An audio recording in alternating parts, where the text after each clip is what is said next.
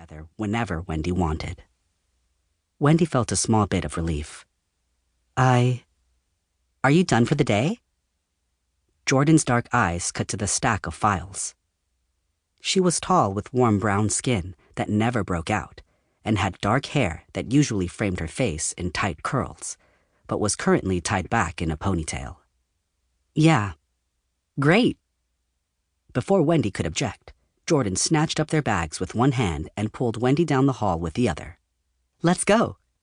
Wendy half expected one of the 3 police officers to stop her, but even though they watched the 2 as they left, especially Officer Smith, no one said anything. When the door closed behind them and they were alone in the hall, Wendy sucked in a deep breath. What was that all about? She asked, glancing quickly over her shoulder to see if anyone was going to follow them. What was what? Said Jordan. Wendy had to take quick steps to keep up with Jordan's long, determined strides. The cops and everyone. Psst, who knows? Jordan said with a jerky shrug as she punched the code on the door to the nurse's break room. Wendy frowned. Jordan never missed a chance for gossip.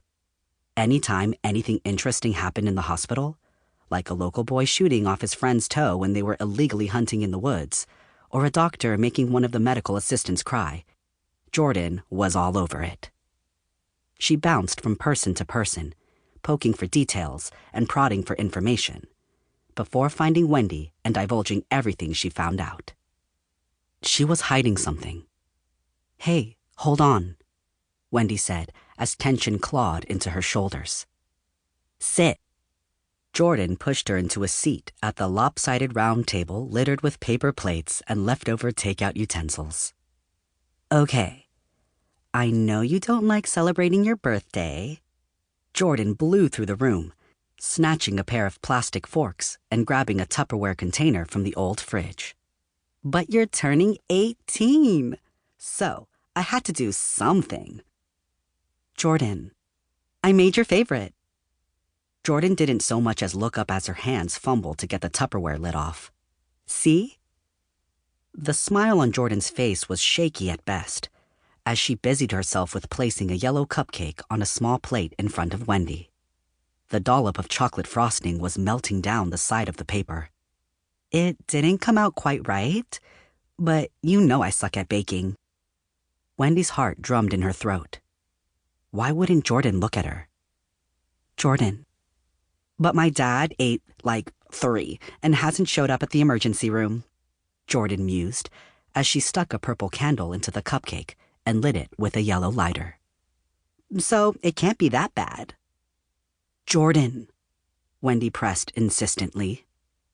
Jordan pushed the cupcake at Wendy, her wide smile looking more like a grimace. Make a wish. Jordan. Jordan cringed, and even Wendy jumped at the loudness of her own voice. Finally, Jordan glanced up, her eyebrows tipped and lips pressed between her teeth. What's going on? Wendy repeated, her words much more uneven now as she leaned forward. The heat of the candle brushed her chin. Why are there so many cops here? What happened? When Jordan spoke, her voice was gentle. Ashley Ford went missing. It was like a giant hand pressed all of the air from Wendy's lungs. Missing? Automatically, Wendy pulled out her phone. She hadn't received an Amber Alert, but the file room was concrete and got no cell phone reception. Earlier today, Jordan continued. She watched Wendy carefully as she spoke. The room tilted. Wendy gripped the edge of the table with sweaty palms to steady herself. But I just saw her this morning. Apparently, she was playing in the front yard. Her mom walked inside to get something, and when she walked back out, Ashley was gone. Wendy knew Ashley well. When she wasn't doing paperwork, Wendy spent most of her time at the hospital and the pediatric clinic, reading to kids or leading arts and crafts. Mrs. Ford was a patient at the hospital who regularly needed dialysis treatment, and when she had appointments, she left Ashley in the children's room with Wendy. Ashley was only 8 years old.